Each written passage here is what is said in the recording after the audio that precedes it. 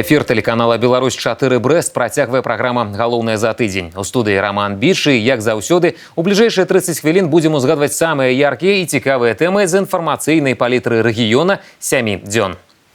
Сёння сваё прафесійнае свята адзначаюць медыцынскія работнікі. Штодзень на варце добрага здароўя жыхароў Брэсцкай вобласці працуюць звыш 43,5 тысяч спецыялістаў аховы здароўя. Тэрапеўты, хірургі, аўтальмолагі. Спецыялісты розных профіляў звязаныя адным прызначэннем – дапамагаць людзям. Напярэдадні прафесійнага свята ў Брэсце адбыўся ўрачысты сход у гонар тых, для каго медыцына стала справай жыцця. Сёлета Брэсцкая вобласць стала лепшай у краіне па выніках дзейнасці устаноў аховы здароўя. Практычна па ўсіх ключавых паказчыках Брэшчына – рэспубліканскі лідар. Павялічылася працягласць жыцця насельніцтва, высокай застаецца нараджальнасць, значна знізілася дзіцячая смяротнасць. Станоўчыя вынікі прыносяць шматлікія прафілактычныя акцыі. За кожным вынікам сумленная і якасная работа спецыялістаў. У зале тыя, хто прысвяціў сваё жыццё дапамогі іншым. У гэты дзень яны змянілі белыя халаты на урачыстыя сукенкі і касцюмы. Для ўсіх медыцына стала любовью на все життя. Помогать людям нужно по всем направлениям. И нужны врачи всех специальностей. Хотелось помогать людям, спасать людей, спасать их жизни, их здоровье, бороться за них. Самое главное в профессии – любить своих пациентов, любить и уважать, независимо от их статуса.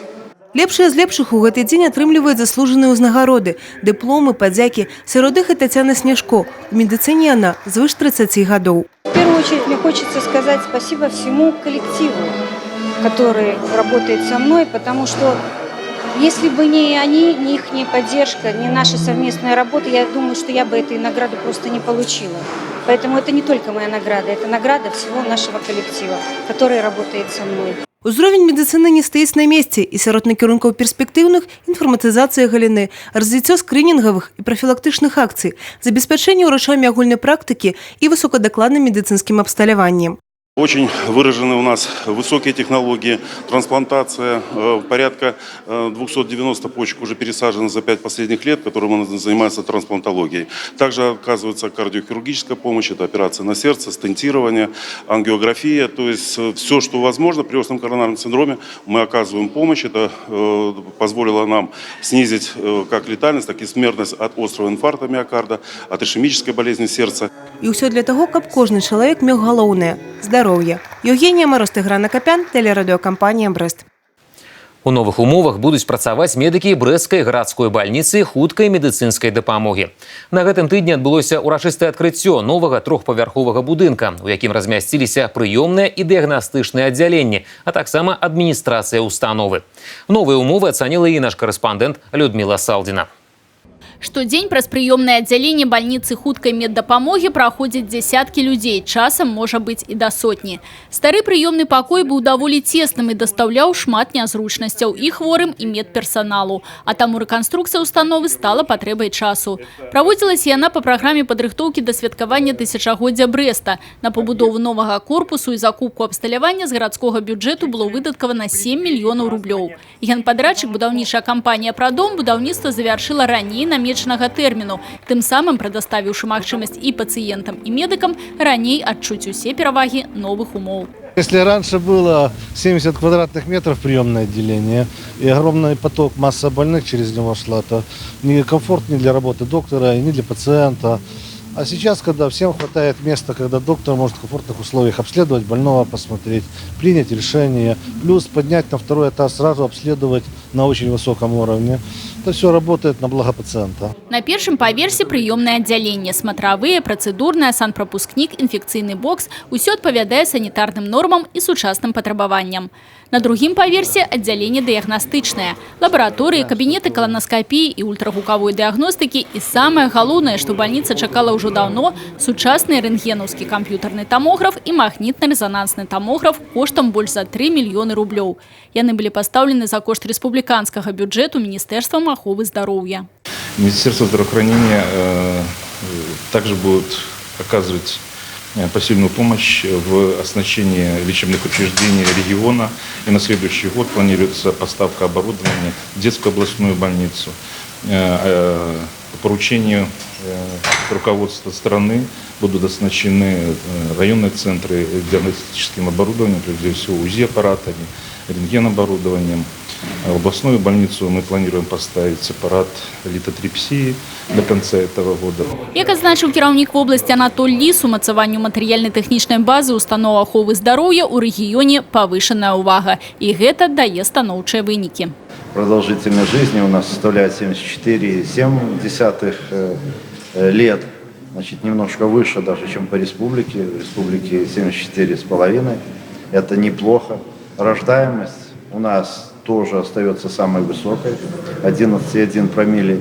Это радует, но она была больше. В прошлые годы было до 12 у нас доходило. Поэтому есть резервы.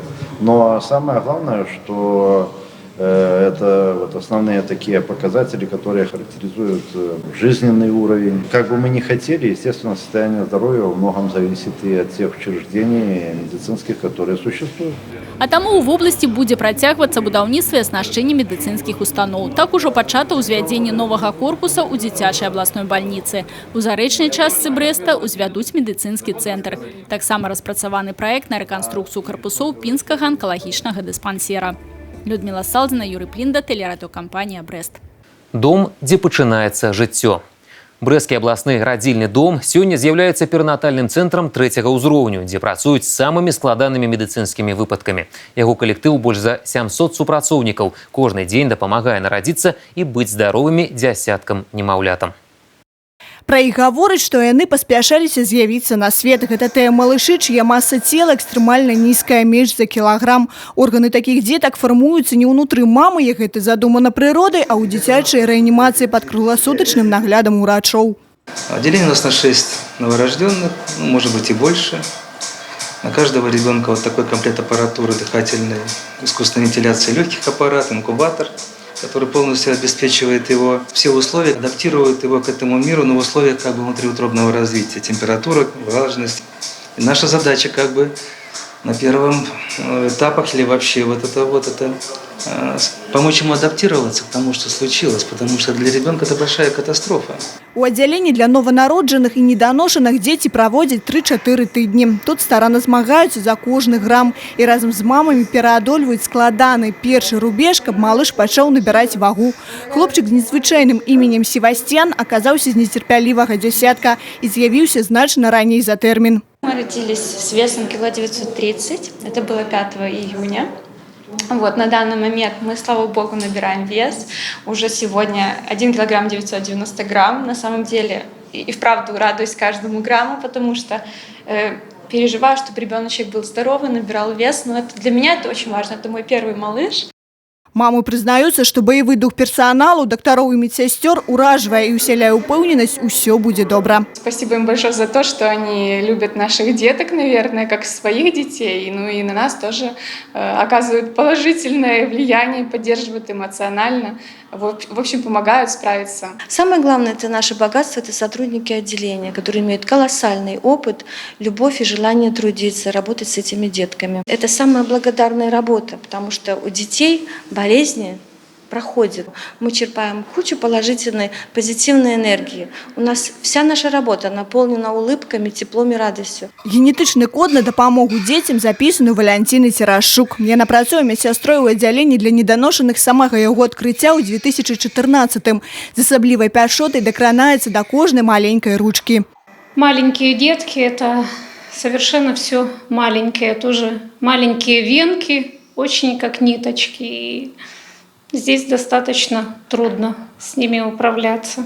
Работают люди такие не посторонние, те, которые любят деток и, в общем-то, относятся к своей работе сознательно, потому что детки очень маленькие и очень сложно с ними работать, подкалывать, осуществлять определенные медицинские процедуры. Здесь нужно терпение, любовь, отзывчивость персонала. За год тут нараджаецца до 6 тысяч маленьких жыхароў Брэсцкай вобласці. У гэтым уже з'явілася на свет 2100 малышоў. З іх неданошаныя 4,5%.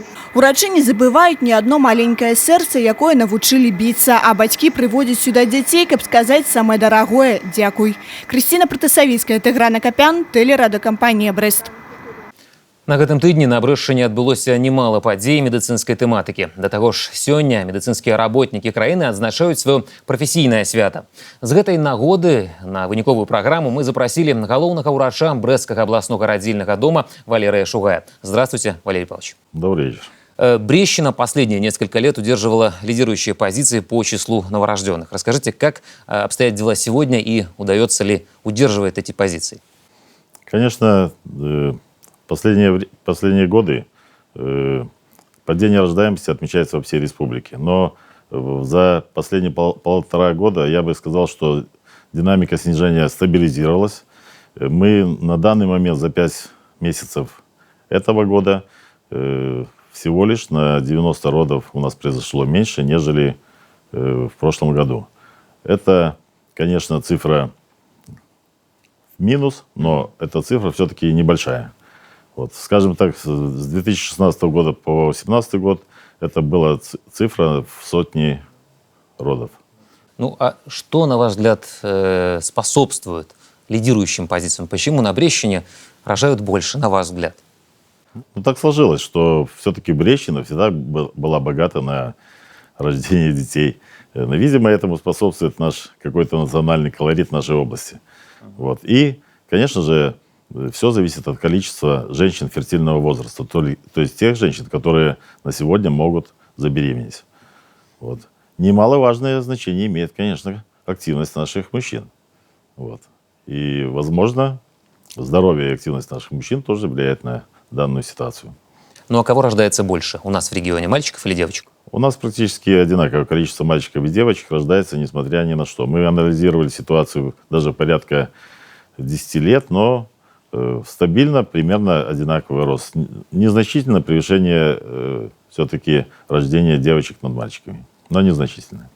Валерий Павлович, не прослеживается ли у нас в регионе, я так назову ее, может быть, не совсем правильно и корректно, европейская тенденция, когда родителями становятся чаще уже за 30? Да, я хотел бы затронуть эту тему. Действительно, на рождаемость, вот именно рождение первого ребенка, этот возраст все-таки перешел уже за грань 25 лет. Хотя всю жизнь у нас была задача довести до всех женщин о том, что родить первого ребенка все-таки желательно до 25 лет. Об этом говорили и онкологи всегда, вот, что первое рождение первого ребенка должно быть все-таки до 25 лет. Видимо, вот это наша цивилизация, вот это влияние Запада, когда человек хочет стать сначала на ноги, а потом уже обзавестись семьей, она пришла и к нам. И в данный период времени, конечно, тенденция именно к рождению детей после 25-7 лет, именно первого ребенка, это имеет место быть. Ну, а как обстоят дела со здоровьем молодых мам, может, не совсем молодых, учитывая наш последний разговор, и новорожденных? То есть на сегодняшний день проблем меньше с каждым днем, учитывая новые технологии, новые возможности в медицине? Или же все-таки проблемы остаются и их приходится решать? Ну, дело в том, что именно если брать здоровье мам, за это несет ответственность амбулаторная служба, которая наблюдает данных женщин в соответствии с нашими приказами о диспансеризации.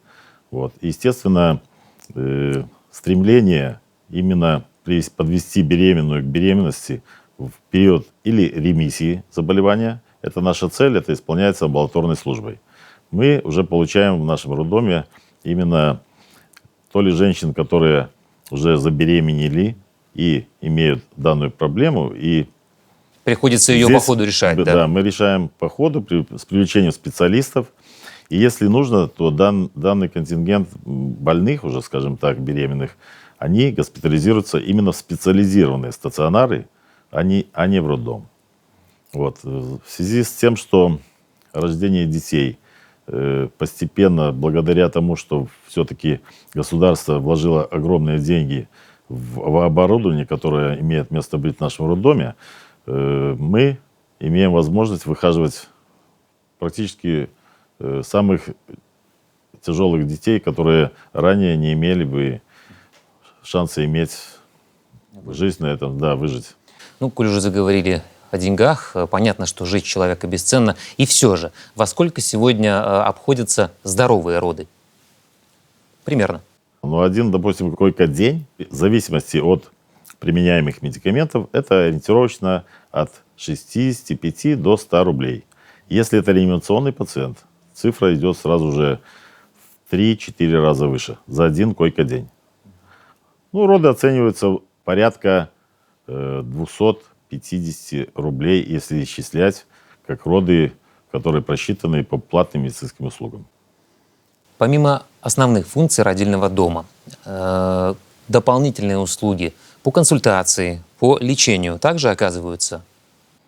Ну, конечно, у нас есть консультативный прием, где любая женщина может по телефону, который имеется у нас на сайте, позвониться, записаться к любому доктору, который ведет прием. И в определенное время прийти и получить квалифицированную консультативную помощь. Также такая помощь оказывается в нашей медико-генетической консультации. Там ведется амбулаторный прием и, возможно, оказание консультативной помощи. Но именно консультация врачей как специалистов или для записи на оперативное вмешательство, это у нас проходит в родильном доме на 1-м этаже, и можно записаться абсолютно бесплатно и без проблем, если ты, конечно, гражданин Республики Беларусь. Что вас, как руководителя, сегодня волнует больше всего, если говорить именно о вашей медицинской структуре? Может быть, хотелось какой-то, или мечтаете о каком-то новом оборудовании, новых подходах? Или на сегодняшний день оснащены уже практически всем самым современным оборудованием необходимым? Нет, мы на данный момент оснащены практически всем оборудованием, но каждое оборудование имеет тенденцию к изнашиванию. Оно имеет свой определенный срок работы, эксплуатации. Скажем, оборудование в детской реанимации, если посмотреть на него, оно смотрится, как будто бы только распаковано из упаковки. Но оно функционирует и работает уже 10 лет. В связи с этим требуется переоснащение, потому что это все-таки жизни маленьких детей. Мы не можем даже на секунду прервать процесс лечения. Есть план по закупке данного оборудования. Если будет, конечно, финансирование республиканское, которое рассчитано на 6 аппаратов ИВЛ для наших новорожденных, мы будем просто счастливы. Конечно, в перспективе есть и планы по переоборудованию или докупке гинекологического оборудования. Также для детей имеются приборы по определению слуха. Они тоже имеют свой срок годности, и возможно, нам удастся даже в этом году как-то немножко переоснастить и обновить. Да. А, скажем, по лабораторной диагностике у нас полный спектр. Мы можем оказывать лабораторную диагностику не только пациентам нашего стационара, но также любому пациенту из города Бреста. И вообще, будь он иностранным гражданином, до 11 часов прийти к нам на 1-й этаж, забор крови, через 2-3 часа все исследования будут готовы. И гормональные исследования в том числе. Валерий Павлович, сегодня ваш профессиональный праздник, День медицинского работника. По этому поводу, конечно же, наши самые искренние поздравления и добрые пожелания. Но от чего хотелось бы вам пожелать в этот день своим коллегам? В первую очередь, своим коллегам я бы хотел пожелать крепкого здоровья. Это просто сил и желание идти на работу. И трудиться на благо наших пациентов, чтобы пациенты были нам благодарны за наши улыбки, за то, что мы профессионалы и за то, что мы знаем свое дело. Хотелось бы вам пожелать, конечно, чтобы дома был уют и спокойствие, чтобы дети ваши радовали, а у нас в роддоме был всегда счастливый детский крик и улыбки наших мам. Далучаюся да добрых пожаданняў і нагадаю, што госцем праграмы «Галоўнае за тыдзень» быў галоўны ўрач брэсцкага абласнога радзільнага дома Валерый Шугай. Гаварылі аб нараджальнасці.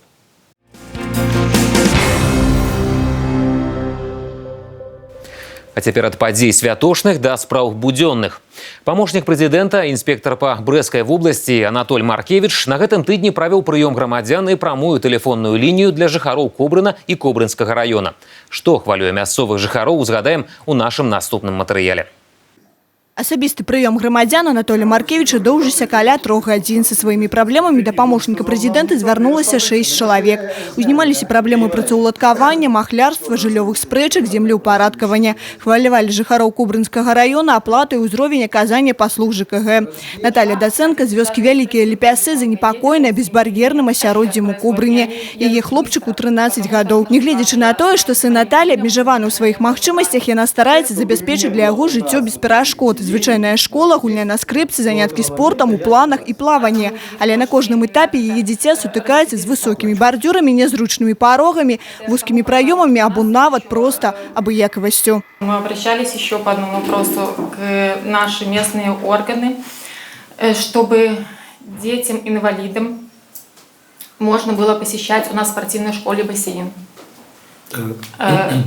К председателю райисполкома обращалась, к нашему местному депутату тоже обращалась. Один и тот же ответ, что здание построено в 60-е годы, и он как бы не расположен. Должны быть дверные проемы не менее 90 сантиметров. Теперь у меня задается вопрос, нам что ждать, когда новое здание построится, или можно хоть как-то эти дверные проемы сделать шире, и чтобы хотя бы один раз в неделю такие дети с ограниченными возможностями тоже могли поплавать. Анатолій Маркевіч цалкам падзяляе абурэнне Наталіі. Нават прыгадаў аналагічны выпадак са сваёй практыкі, калі трэба было стварыць зручны, а галоўна безбар'ерны маршрут. Горад не варожы для людзей з абмежаванымі магчымасцямі сёння дзяржаўны прыярытэт, кажа Анатолій Маркевіч. Если люди не проникаются тем, что происходит, это очень плохо. Мы не имеем права так поступать. Мы не имеем права. Поэтому попрошу вас, Михаил Михайлович, вот на эти позиции, которые излагает Наталья Алиевна, не просто внимание обратить, а максимально проблемы решить. Хотим, чтобы наш ребенок жил полноценной жизнью, так как и все детки, потому что он такой же ребенок, но только передвигается на коляске. Людзей трэба чуць. Яшчэ раз звярнуў увагу усіх прысутных Анатолій Маркевіч. Частку пытанняў памочнік прэзідэнта ўзяў пад асабісты кантроль. Крысціна Пратасавіцкая, Тайгран Акапян, тэлерадыёкампанія «Брэст». На гэтым тыдні на базе Брэсцкай вобласці адбылося выязное пасяджэнне пастаяннай камісіі Палаты прадстаўнікоў нацыянальнага сходу Беларусі па ахове здароўя, фізічнай культуры, сямейнай і маладзёжнай палітыцы. Беларускія парламентарыі наведалі шэраг турыстычных аб'ектаў вобласці і абмеркавалі практыку прымянення заканадаўства аб турызме і шляхі яго удасканалення. Уже сёлета да депутатаў Палаты прадстаўнікоў паступіць законопроект об унесенні змяненняў і дапаўненняў у закон аб турызме. Беларускія парламентарыі вырашылі паглядзець на практыцы, як рэалізуецца правовы дакумент сёння. Парк-отель замест былога піянерскага лагера. Ідэя стварыць бізнес з нуля ў лясным масіве Жабінкаўскага района з'явілася ў уладальнікаў яшчэ 7 гадоў таму. З тых часоў пройдзены доўгі шлях развіцця. Гасцей тут чакаюць утульныя бунгала, асобныя домікі, еўрапейскі сервіс, а галоўная беларуская прырода. Па словах дырэктара парк-отеля Евгена Кирилюка, беларусы займаюць 70% у структуры наведванняў. Але дзякуючы бязвізаваму рэжыму, які дзейнічае на тэрыторыі района, геаграфія гасцей пашырылася. За прошлый год было 3200 гостей. Из них около 800 это были иностранцы, граждане СНГ, поляки, европейцы. В этом году уже было за вот этих 5 месяцев 1000, по-моему, там что-то чуть больше 1000, и 290 из них это не резиденты Республики Беларусь. То есть каждый год растет, можно сказать, туристическая привлекательность республики, и, соответственно, у нас повышается процент загрузки отеля. За минулый год безвизовую зону Брэст наведали больше за 18,5 тысяч замежных туристов. У гэтым поток уже повеличился в 2,5 раза. Мы видим, что сегодня этот механизм работает над тем, чтобы эта информация была доступна более широкому кругу иностранцев. Все-таки 74 страны могут воспользоваться данным безвизовым порядком въезда. Поэтому надеемся, что вот такие вот объекты и будут как раз объектом привлечения возможности приехать сюда и отдохнуть на Брещине. Выездное пасяджэнне беларускіх парламентараў працягнулася ў Брэсце. Госці прыбылі ў отель «Хілтон», дзе далі ацэнку стану турызму і знешняга і ўнутранага ў Беларусі і Брэсцкай вобласці. Таксама парламентары абмеркавалі перспектывы правового регулирования у сферы туризму. Во всем законодательстве на сегодняшний день мы говорим о том, что мы должны раскрепостить малый и средний бизнес, и мы должны туристический бизнес в том числе сделать более более доступным. Мы должны защитить нашего потребителя туристических услуг, выезжающего из нашей страны. Мы слышали, что несколько лет назад в России были те туристы, которые вылетели и не смогли обратно вернуться. И мы не хотим, чтобы такое же случилось с нашими гражданами. Плануецца, што ў новым дакуменце гаворка пойдзе і пра развіццё ўнутранага турызму. Акрамя гэтага, сёння ўжо чакаюць свайго ўзгаднення дакументы на аб'яднанне бязвізавых зон Брэста і Гродна. Тэрмін знаходжання замежных турыстаў можа павялічыцца да 15 дзён. Крысціна Пратасавіцкая, Тыгран Акапян, тэлерадыёкампанія «Брэст». Маладзёжны марафон 75 стартаваў на гэтым тыдні ў Беларусі. Ініцыятыва Беларускага рэспубліканскага саюза моладзі прысвечана 75-й гадавіне вызвалення Рэспублікі Беларусь ад нямецка-фашысцкіх захопнікаў. Суарганізатарамі акцыі сталі Федэрацыя прафсаюзаў Беларусі і Беларускі дзяржаўны музей Вялікай айчыннай вайны. Першы маладзёжны марафон прыняла Брэсцкая вобласць.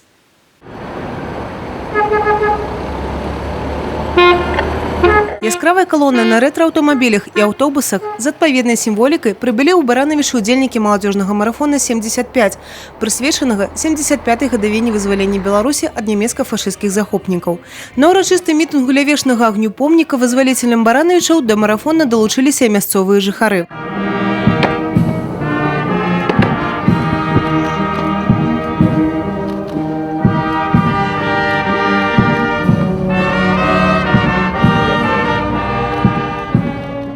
Молодежь в рамках марафона соберет информацию, соберет портреты, фотографии, воспоминания о тех людях, которые есть в каждой семье, каждого белоруса. Дедов, прадедов, бабушек, прабабушек, которые когда-то защищали, были в тылу, которые являлись детьми войны, потому что, наверное, самые жуткие воспоминания это как раз у детей. И вот этот альбом «Родные лица Победы» мы презентуем в этом году на 3 июля в Музее Великой Отечественной войны, как и полотнище «Беларусь помнит». Знакаміты баранавіцкі дзеяч культуры і ганаровы грамадзянін горада Фёдор Жыляк сярод тых, хто прымае непасрэдны ўдзел у стварэнні вялікага палотнішча «Беларусь памятае». На ім будзе вышыта ў ліку іншых і імя яго дзеда, таксама Фёдора. В семье есть кем гордиться. Я взял один из портретов. Это мой дядя родной, это старший брат моего отца, Евгений Жиляк. Еще есть Федор Жиляк. Собственно, в честь него меня и назвали. Вот, Федором тоже. Он совсем еще мальчишкой, в 20-летнем возрасте, но уже будучи старшим лейтенантом, погиб на Курской дуге. Поэтому забывать об этом нельзя, и мы должны помнить это всегда. Наступны горад на маршруце маладзёжнага марафона 75 – Брэст. Ля сцен цытадэлі ўдзельнікі марафону арганізавалі канцэрт. У праграме песні ваенных часоў сярод выканаўцаў Александр Загародні. Хлопец ужо прымаў удзел у акцыі 10 гадоў таму. Вырашыў падтрымаць ініцыятыву і сёлета. У нас, наверное, у каждого в семье есть такая история. У меня и дедушка, и бабушка тоже принимали участие в боевых действиях. Бабушка у меня была в партизанском отряде здесь, в Беларуси, кстати, недалеко от Бреста. Вот, дедушка воевал на украинском фронте. Брастаўчанам прапанавалі наведаць перасоўную экспазіцыю, у якой этапы вызвалення нашай краіны ад нямецка-фашысцкіх захопнікаў.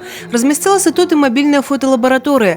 З яе дапамогай будзе створаны фотоальбом «Беларусь памятае». Сярод першых, хто прыйшоў з фотаздымкамі сямейнага архіва, Вера Асмалоўская. Брастаўчанка принесла документы, военный билет и узнагороды своего батьки. Мне очень бы хотелось, чтобы память о нем была в истории нашей страны. Он очень мало говорил о войне. Единственное, что мы знаем, это то, что он прошел школу минера и во время войны работал сапером и минером. И мы в детстве часто задавали ему вопрос, почему вот прошел всю войну и не было никакого ранения ни разу. Он всегда говорил, что это настолько опасная профессия, что можно было либо выжить, либо погибнуть. Створаны альбом перададуць з 3 ліпеня ў Музей Великай Отечественной войны, як і рэспубліканскае палотнішча «Беларусь памятае», на якім 478 ласкутоў з нанесенымі імёнамі герояў Савецкага Саюза і поўных кавалераў ордэна славы беларусаў і ўраджэнцаў Беларусі. Алена Ракус, Евгения Мороз, Миколай Русский, Тыгран Акапян, тэлерадыёкампанія «Брэст». Вы глядзіце галоўнае за тыдзень, і мы працягваем. Уступная кампанія пачалася на гэтым тыдні ў Беларусі. У Брэскай вобласці на цэнтралізаванае тэсціраванне сёлета выдадзена звыш 44 тысяч прапускоў. Першым іспытам традыцыйна стала беларуская мова. За пачаткам аднаго з асноўных этапаў уступнай кампаніі назіралі і карэспандэнты 4-га канала. Уже з раніцы каля Брэскага дзяржаўнага тэхнічнага універсітэта збіраюцца абітурыенты. Большая частка з іх былыя 11-класнікі. Амаль усе вызначыліся, куды будуць паступаць. Засталося паспяхова здаць ЦТ. Конечно, волнительно, особенно когда первый раз, сегодня первый день.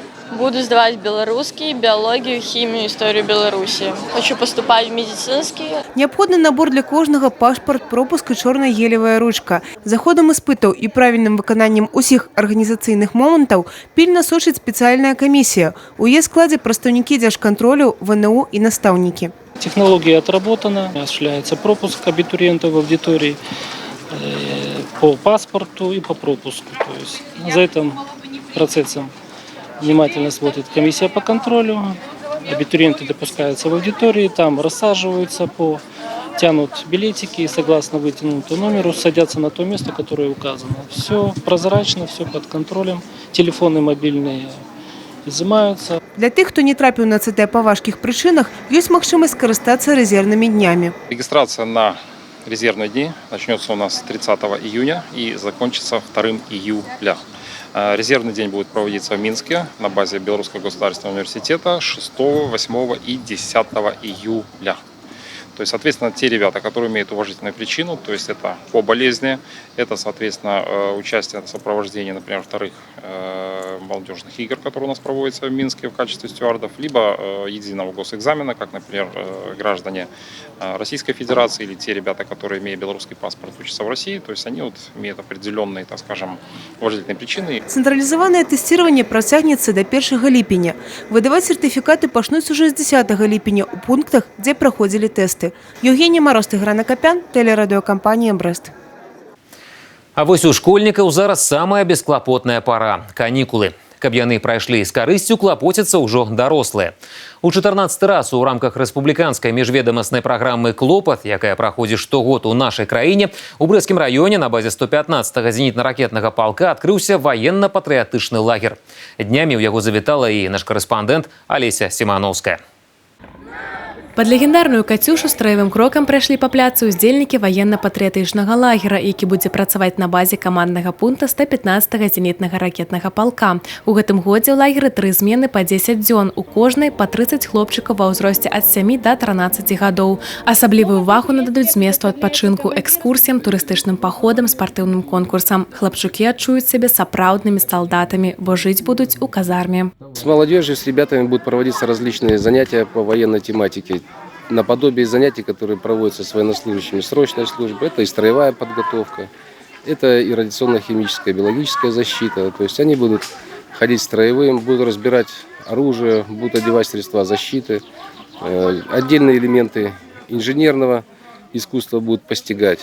Ну и, конечно же, спорт. Спорт и в армии, и на гражданке, он везде нужен.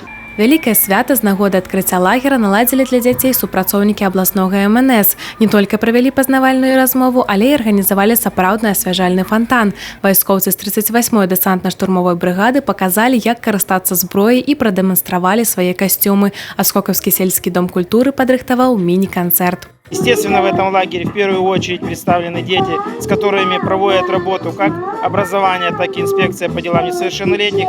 Это категория подростков, которых дети признаны в социально опасном положении. Тое, што такі лагер дзецям на карысць, пацвярджаюць ужо першыя дні знаходжання ў ім. В том году я не умела уже кровати заправлять, как этот.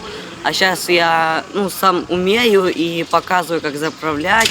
Много новичков приезжает, надо показывать, учить, там, где что. Очень хороший лагерь. Мы ездим, часто куда в поездки. Вчера, например, нас возили... Нравится, что приучают к дисциплине, учат, как правильно кровати застилать, учат, как правильно отжиматься, правильно бегать. Это самое. Ему нравится. Я считаю, что это для мальчика очень полезно. И ему в будущем это пригодится в дальнейшем прохождении службы. Алеся Сімановская, Юрий Плінда, телерадиокомпания «Брест». Сухое і спякотнае надвор'е усталявалася на гэтым тыдні ў Брэсцкай вобласці. Слупок тэрмометра перавысіў адзнаку 33 градусы. Такое надвор'е небяспечна як магчымымі пажарамі, так і павелічэннем колькасці дарожна-транспартных здарэнняў. Таму супрацоўнікі Дзяржаўтаінспекцыі вобласці разам з валанцёрамі гарадской арганізацыі Чырвонага крыжа выйшлі на рэспубліканскую трасу з дабрачыннай акцыяй. Плюс 32 ў паветры, звыш 40 на паверхні праезнай часткі. Гэта ўжо ў другой палове дня. Не дзіўна, што такія тэмпературныя анамаліі негатыўна ўплываюць на фізічны стан вазіцеляў транспартных сродкаў. Брэсцкая гарадская арганізацыя Беларускага таварыства Чырвонага крыжа заўсёды імкнецца прыйсці на дапамогу ў такіх умовах. Адным з варыянтаў дабрачыннасці стала раздача пітнай вады вадзіцелям транспартных сродкаў на аўтамагістралі М1 Брэст-Мінск, граніца Расійскай Федэрацыі. Белорусский Красный Крест, сотрудники-волонтеры раздают питьевую воду. В общем-то, мы сегодня уже проехали и на стройке были, также были на набережной. Ну и, в общем-то, это, скажем так, это ежегодная наша акция. Памяткі ад супрацоўнікаў ДАІ расказваюць аб тым, як весці сябе падчас руху за рулём транспартных сродкаў і што можа здарыцца, калі грэбаваць асноўнымі правіламі бяспекі ў такіх умовах надвор'я. Водитель, он управляет источником повышенной опасности. И от его состояния за рулем зависит не только его жизнь, но и жизнь пассажиров, пешеходов, велосипедистов, то есть всех участников дорожного движения.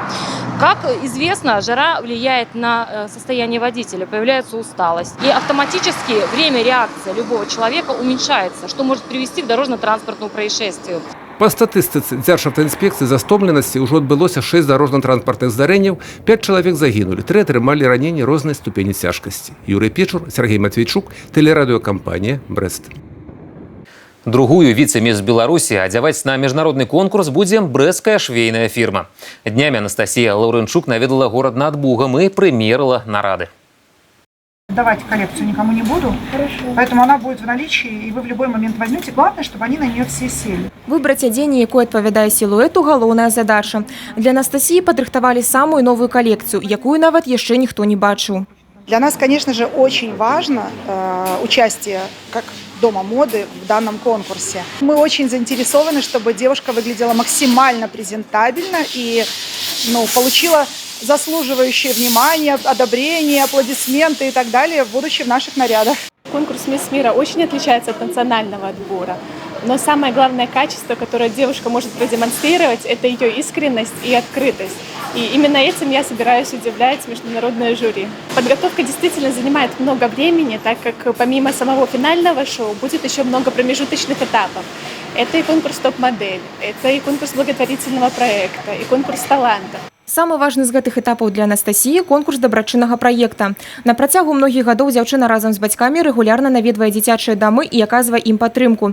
А некалькі гадоў таму у яе нават з'явілася прыёмная сястрычка. Падрыхтавацца да міс свету Анастасіі дапамагае Нацыянальная школа прыгажосці. Когда пришла Настя, она поразила всех своей улыбкой, открытостью, и она сияла. Это на самом деле такое редкое качество в современном мире, когда есть вот этот внутренний свет. Это является, нам кажется, такой очень сильной составляющей, потому что девушка, которая сияет, она привлекает к себе внимание. Все задания, которые мы ей давали, она выполняла вот как отличница, знаете ли. І гэта не дзіўна. Атэстат аб заканчэнні гімназіі яна атрымала сярэднім балам 10. Зараз скончыла другі курс інстытута бізнесу Белздзяржуніверсітэта. Хаця жыве і вучыцца Анастасія ў Мінску, наша вобласць у яе жыцці займае важнае месца. Брэшчына – малая радзіма дзяўчыны. Хочу всех поздравить с такой замечательной датой, с тысячелетием Бреста. И мне каждый раз нравится приезжать в Брест. Тут живут очень талантливые люди, потому что вот такие платья сотворить – это просто волшебство. Да конкурсу засталося некалькі месяцаў. Ужо ў лістападзе усе ўдзельніцы шоу «Міс Свету 2019» збяруцца ў Таіландзе, каб пазмагацца за тытул самай прыгожай дзяўчыны планеты. Ганна Быкевіч, Юрый Плінда, тэлерадыёкампанія «Брэст». Вось такім выдаўся гэты інфармацыйны тыдзень на Брэшчыне. Што прынясе нам наступны, хутка даведаемся. Да сустрэчы ў праграме «Галоўнае за тыдзень» у наступную нядзелю ў гэты ж час.